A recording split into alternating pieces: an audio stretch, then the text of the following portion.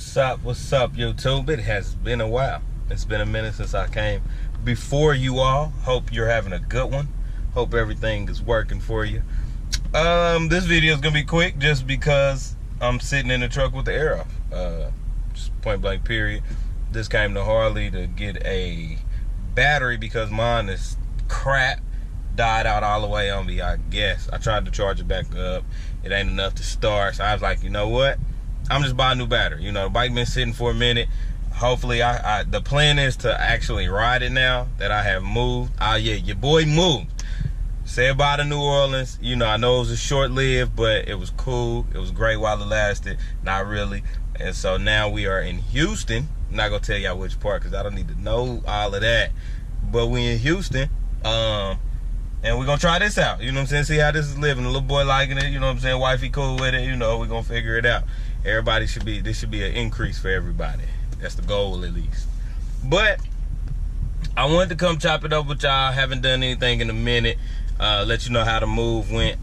The entire move I had planned on, like, recording, packing, and recording the movers coming. You know, just kind of showing you the steps and how everything moves. Because a lot of people don't understand how much goes into moving. I mean, it's hard enough to move like within the city, but actually moving out the city, bro, it's not easy. It's not impossible. I did it, so it's not impossible. And if I can do it, you could do it. That's real talk. You know what I'm saying? But it's not easy. And I wanted to, you know what I'm saying, share some of my mistakes so that other people would make. I made a lot of mistakes from Kansas City to New Orleans that I didn't make from New Orleans to Houston. But you know, nothing is perfect. If something can go wrong, it probably will. So, and that's not that's not to be pessimistic. It's just true.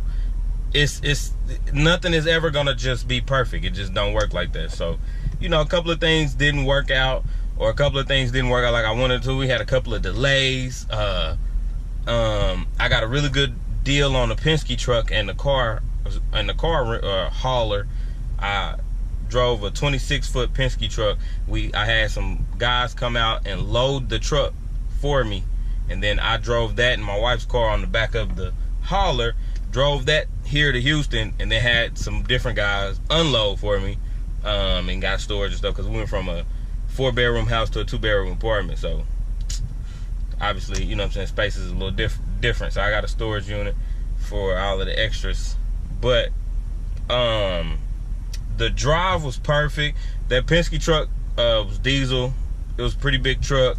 It was kind of slow. You know, you can't swing like you would like to, but it was a pretty good drive. Like I said, I didn't run into any issues. Didn't get any breakdowns, anything like that. The car didn't come off the hauler. I mean, that was a really cool thing, and it was actually fun driving it. I didn't hit no curves. You know, I always say I haven't seen anything I can't drive yet. You know, I'm a great driver in a vehicle. You know, with 4 wheels, you get me on a motorcycle, I'm a whole different individual. And now we can add that. You know, it wasn't an 18-wheeler, but it was big. You know, big 26-foot truck. You know, go look it up. That's a big truck, man. And I was in it. You know what I'm saying? Me and Bella. That's the dog. Me and Bella was rolling. You know what I'm saying? It's a little bouncy. You had a little bounce going, but it was cool, man. I'm going to turn this air on a little bit. Just ignore the noise. It's hot. I was playing about not having nothing on. Jesus. We are in Houston. It's hot here. This is different heat. It's dry and nasty. You know, I don't know how you live in Phoenix, but see if I turn down a little bit. Get a little bit going. So, let me see. The drive was cool. The loaders came. The guys helping me unload was like a little bit late, you know, and that's one of the things you run into. The guys coming to load the truck for me, they was like an hour late. That threw everything off. And then we had I just wanted them to pick up the heavy stuff, and then we had like a bunch of stuff that we still needed to do around the house, because it didn't get done that week leading up to like I planned to. But never mind that. I'm not blowing up. That was the auto start. Excuse me. So that was one of the delays. So once we actually got the truck loaded, it was like 6:30, maybe 7. And I'm like, man, I'm a night owl. You know, I'm gonna go to bed anyway, so I can go take a shower real quick, give me an energy drink, and I'm gonna hit the road. but I didn't want the fam on the road like that through the night. So then I was like, well, y'all can stay at the house and I can leave. But then, you know, you just don't really want to do that. But that actually would have worked out, because for most of the road trip, because I was driving this slow truck, we didn't see each other the whole time. Like once we got out of Baton Rouge, Lafayette, didn't see each other the whole time until we got here. So it kind of was the same anyway. But you know, you woulda, coulda, shoulda. You know, it is what it is. It worked out. We out here, everything's good. But one of the major things I really wanted to talk about for real. So the guys I had load, I'm gonna look up the stuff, but I got the company. I got both companies off of Craigslist. You know, I didn't want to do the companies that I was using, the van lines that I was, you know, used to dealing with. Didn't want to do such a short. One of them didn't want to do such a short trip. It was only like 350 miles. They said that's too short, so they didn't do that. So then I looked at another company. I had them come out, do a quote.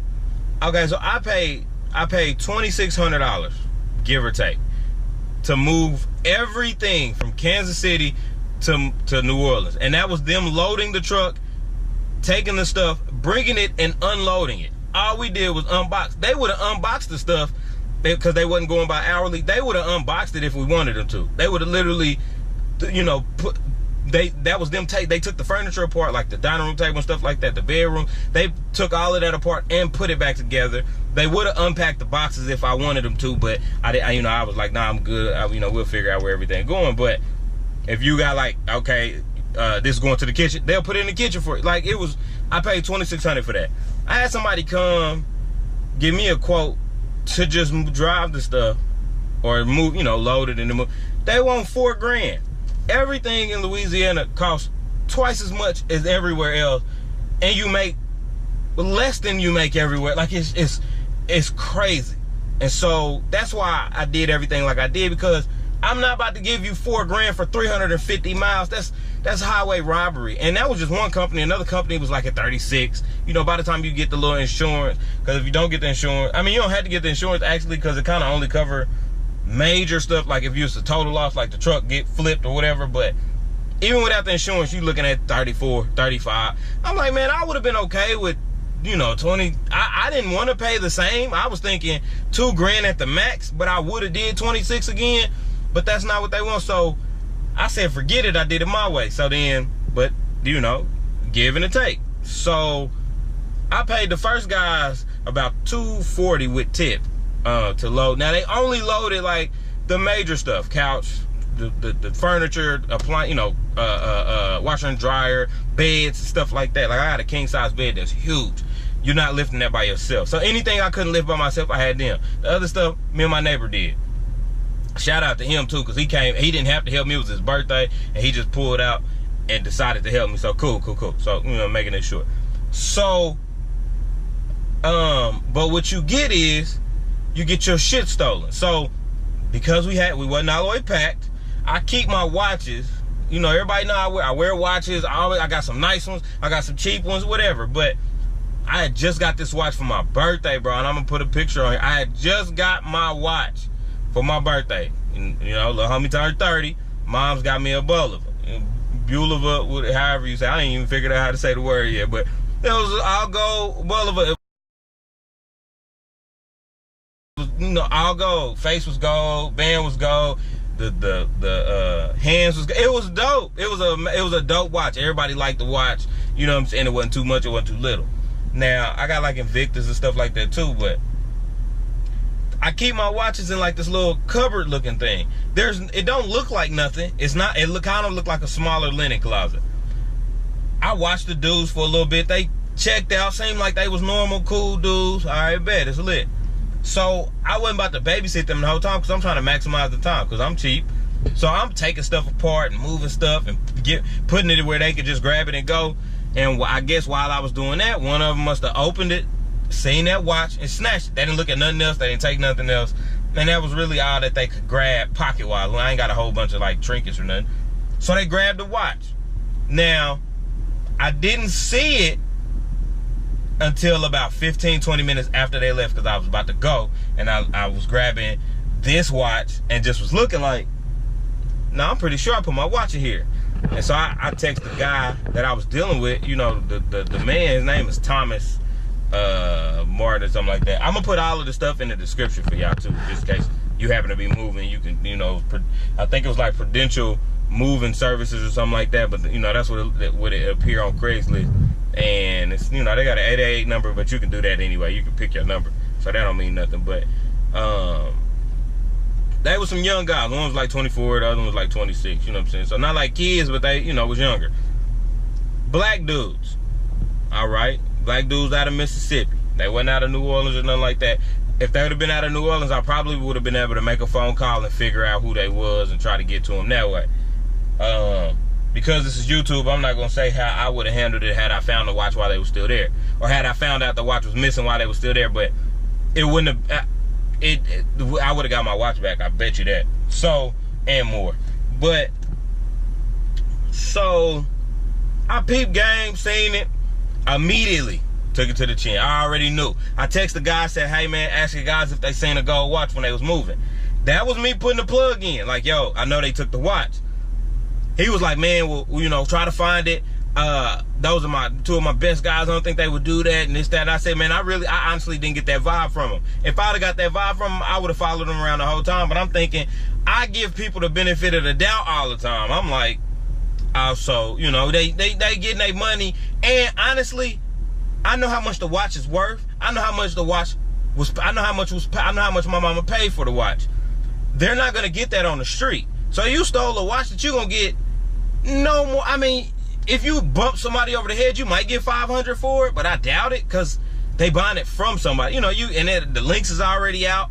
You know, you're not about to get store price for that. That's how that go. So you're gonna lose your job for 5, 6, 7, even if you got 800 for it, you're gonna lose your job for that, bro. That's dumb. You can make that within the next couple of weeks, just if you hustle. They can move on the side and hustle. I mean, that kind of money. So to me, that's not worth stealing, because you liable to lose your job. Now, unless they bosses in on it and they tell them, grab what you can grab on the way, which is a possibility, because this man didn't seem like he really gave a damn. So he might have sent them to do that. He might have told them, if you see something nice, grab it, put it in your pocket real quick and go. You know what I'm saying? And I let them take breaks. I was giving them water. I offered to go get them something to eat while they was working. All of that, man, I take care of people. I'm a genuine dude. I'm down to earth, and I'm cool with everybody. Somebody once told me, somebody introduced me, and they're like, yeah, this guy don't know strangers. And the reason why that is because I'm gonna treat you like a human being, and I'm gonna treat you good. I'm gonna be cool to you unless you give me a reason not to. And that's whether I've been knowing you for 5 minutes or 5 years. I'm like that with everybody. So, man, I done tipped the dudes. I'm shooting the shit with them. You know, we laughing and choking. And you know, y'all, they laughing in my face and all that. Meanwhile, they got my watch. And so to y'all, that might not mean nothing, but man, my mama got me that watch for my 30th birthday. That was important to me just because my mama got me that watch. You know what I'm saying? I'm a mama's boy. That's my baby. And my mama got me that watch, bro. Like, I mean, I don't care how you feel about it. Like, that, it was important to me. And I'll get another one, you know what I'm saying? And then I'll probably buy another one after that. Like, that's not the point. Everything's replaceable. So that's not what it is, the principle. But the principle that's broken is, first of all, I don't like thieves. Don't steal nothing. I might steal your, but don't steal nothing. But if you gon' steal, don't steal from your own. Especially when you got a good one in front of you that's taking care of you, making sure you straight. I tip the dudes. I'm helping them. I could have just stood there, folded my arms and said, go ahead, go. Didn't say nothing to them. You know, I could have stood by my watches to make sure they ain't do that. But I ain't want to treat them like that, because I give everybody the benefit of the doubt. And I try not to I'm not even going to say, excuse my language. I try not to treat niggas like niggas. But I'm starting to see that you got to do that. So everybody treats, I don't like when I get looked at like that. You want to follow me around the store, and you want to make sure I'm not, and I'm a stand-up dude. And so that bothers me. But now you got niggas like them going around doing that, and it make them look at everybody like that. But I really didn't I treated them like, you know, I treated them good. I didn't treat them no different. I didn't judge them or nothing like that. But this is why they movers. No offense, if that's what your job is, cool. But all I'm saying is, you're not going nowhere in life if you taking little dumb, if you doing little dumb shit like that. You're not gonna move up in life, and I don't care what nobody say. I hear a lot of the rappers talk about all of the dirt they did and this, that. That seems to be the only field where you could be a nothing-ass nigga, go to jail for some dumb shit, do some time, and then, you know, you start rapping and now you cool, you know, but everybody makes mistakes, everybody does stuff, you know, so I'm not judging nobody like that. I ain't perfect. I done broke rules and I continue to break rules. But all I'm saying is, bro, if you gon' steal, don't steal from your own. That's something black people have bad. I bet you if they would have went St. Charles, sorry, if you're not from New Orleans, you don't understand what I'm saying. I bet you they would have went to a nice part of town. They would have been on their best behavior. They wouldn't have cussed. They wouldn't have, you know what I'm saying? But you want to come with people that look like you. I'm a young dude, you know, I'm 30. You know what I'm saying? You want to come, people being cool. I'm trying to be cool. I could have been on some grimy shit like, hey man, hey, you niggas don't eyeball me or nothing. I could have been like real grimy with it, but I wasn't. I was trying to be genuine and treat people, whether you're beneath me, above me, or equal to me, I treat you the same. I do interviews for a living. I'm not gonna tell you what kind, but when these people come to my office, they all say the same thing. I've had people leave that it wasn't a good interview, or it was a good interview, but they all say the same thing. I mean, you know, you so refreshing. I heard all the horror stories. You real cool. You made me, you made me less nervous because I treat people like humans, bro. And it's not a white or black thing. But the reason why this pissed me off is because these niggas look like me, and they was normal dudes. Like if my little brother was doing some shit like that, I'd snatch him. And that's what I'm saying. Like, man, we gotta stop doing that to each other. You gonna steal from your own, bro? Bro, we look alike. We could be brothers. You know, not like they ain't really look this good, but y'all get what I'm saying. Like, Italians don't do that. They had, well, I ain't gonna act like I know everything, but you know, you got the little codes, you know. No, not them. That's, you know, they cool. They get a pass. That gas station get a pass. All the other races come together. They work together. They keep their money together. They can stay together. We're the only one shooting, killing each other. We can't go to a party, at least in Kansas City, because I didn't have this problem in New Orleans. You can't go to a party in Kansas City and have a good time without somebody getting into a fight or a shootout. I think like a year ago, it was a day party and somebody got killed. They do parties like that all the time in New Orleans, and we all know New Orleans is a very rough city in certain parts. No problem. I've gone out in New Orleans. People get pissy drunk. You might get robbed. You might get, you know, if you put yourself in a position, that can happen anywhere. You know what I'm saying? For you to get mugged or whatever. But the point I'm saying is, we got a problem with each other. We dog each other out. And we take from each other. And that shit gotta stop. That's what bothered me. When I got to Houston, the guys that helped me unload were Mexicans. And they were so focused on getting to the next job that they wanted to make this job, they wanted to get this job done as quick and as expeditious as possible without breaking anything. They were careful with the stuff, whether it was expensive, whether it was heavy, whether it was light, they took care of it. They wasn't throwing stuff nowhere. They was being better with my stuff than I was. And when he did want me to move, because I'm trying to help, but I'm kind of in the way, he didn't say, hey man, can you stop? Or he was just like, hey, is it okay if, you know, is it cool? Is it cool? You know, he kept saying that, and he kept, and to me, that just was showing me that he was being courteous, but he kind of still wanted a nigga to move out the way. I was in the way. And I respected that. They movers, they got a system, they work together. So I move out the way when they asked me to move, but man, they wasn't eyeballing nothing. You know what I'm saying? And they was hard workers. I don't understand what kind of humans these guys was, because I was tired, and they had 2 more jobs after mine. They wasn't trying to milk the clock. They wasn't trying to get what they can get, and you know, they didn't ask for nothing. But when I offered water, they took it. And you know, I asked them if they want something to eat, they was cool. You know, cool.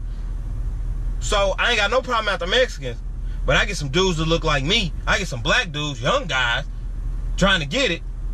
They want to steal. That's all, man. That's really what I came for. That really pissed me off. That bothered me. I'm still bothered by that. I wish I could really, you know what I'm saying? I really wish it would have went a different way. But it's probably best that it didn't, because it would have been funny if I would have handled it how I want to handle it. They called the police on me. Now I'm in jail. And I could have, you know what I'm saying? It could always go worse, man. Because, you know, everybody, you know, anybody can click out. But that's what it is, man. I just wanted to get that video up, get this up, and let y'all know, man. I'm gonna put the company, it was Prudential Moving Services or something like that. The guy's name was Thomas. They was out of Mississippi. So if you're moving and they coming out of Mississippi, you can hit me up. Ask me and I'll tell you, nah, you can send me a picture of them. Nah, not them. You know what I'm saying? I wish Craigslist had a review. I might have to look at that. But other than that, man, everything was great. It worked out perfect. We in the spot. I just left a gym. I just left 24 Hour Fitness. I'm about to get back. I missed being at a big gym. I'm about to get back to it. Get this extra off me, man. I'm out here bloated and looking bad, man. So I'm about to get this going. Cancun coming. Y'all gonna see Cancun. You hear me? I'm going to get 2 extra batteries, a couple of more memory chips, and we gonna be Cancuning it up. You know what I mean? It's a fellas trip. Me and my day one.